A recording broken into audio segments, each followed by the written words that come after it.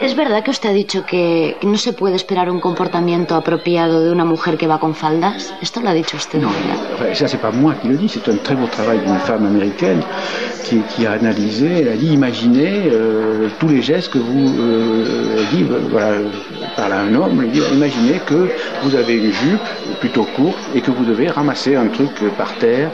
Voilà, elle fait l'exercice de gymnastique pour un homme. C'est magnifique, c'est un travail magnifique et ça rend conscient des choses que même les femmes n'ont pas conscience de faire ou de ne pas faire. Es decir, las mujeres no tenemos plena conciencia de ser seres dominados, según usted. Non, je pense que non. Et c'est en grande partie, c'est ça la domination symbolique. C'est une domination qui marche dans la mesure où le dominé n'a pas pleinement conscience de subir la domination. Et de ce fait, est complice en partie de la domination qu'il subit. Voilà. Señor Bourdieu, en esta estructura, el hombre también debería dar un paso. ¿Usted cree que debe dar un paso? Oui, alors, mais moi je ne parle pas en termes... Voilà, ça c'est le problème du sociologue, c'est pour ça que je parais triste, pessimiste et déterministe.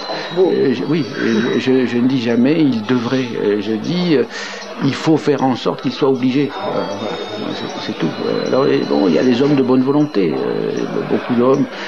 Moi, mon livre a été lu par beaucoup d'hommes qui m'ont dit c'est dur de lire ça. Bon, voilà. Mais eux aussi sont inconscients. Alors il y a tout le chapitre que j'ai fait sur Virginia Woolf, que j'ai fait exprès, parce que c'est une des grandes théoriciennes du féminisme, et qui a dit des choses formidables, à mon avis, sur au fond, la souffrance du dominant. Alors comme c'était dit par une grande féministe, je pouvais le dire, il y a une phrase de Marx qui s'applique très bien aux hommes.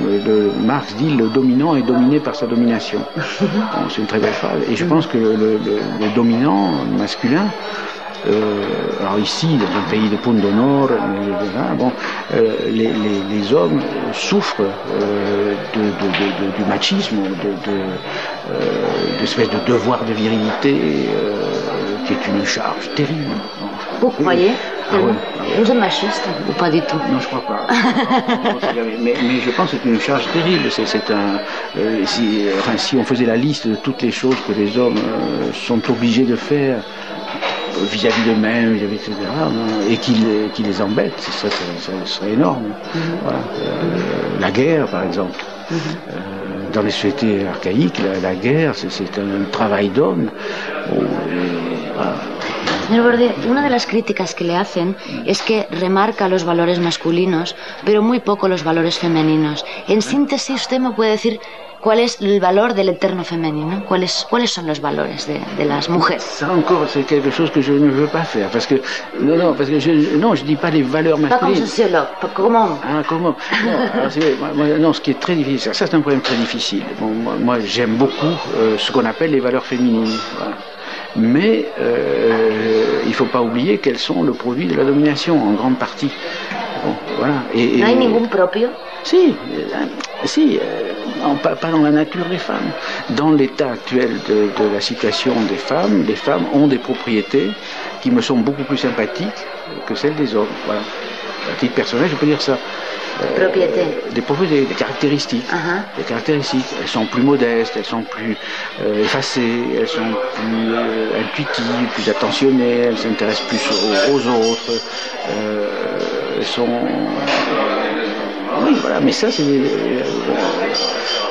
ne faut pas dire comme ça. Elles ont plus de chances d'être ça. Hein, et il faut penser toujours statistiquement. Ça a l'air, mais c'est précis. Elles ont plus de chances d'être comme ça, toutes choses égales d'ailleurs, qu'un homme. Voilà. Et ça, c'est très bien. Autre exemple, elles ont plus de chances d'être dociles à l'école. Alors, docile, c'est le latin docilis, ça veut dire qui apprend bien. Bon. Alors, en français, docile, ça veut dire en même temps soumis, gentil, qui ne se révolte pas.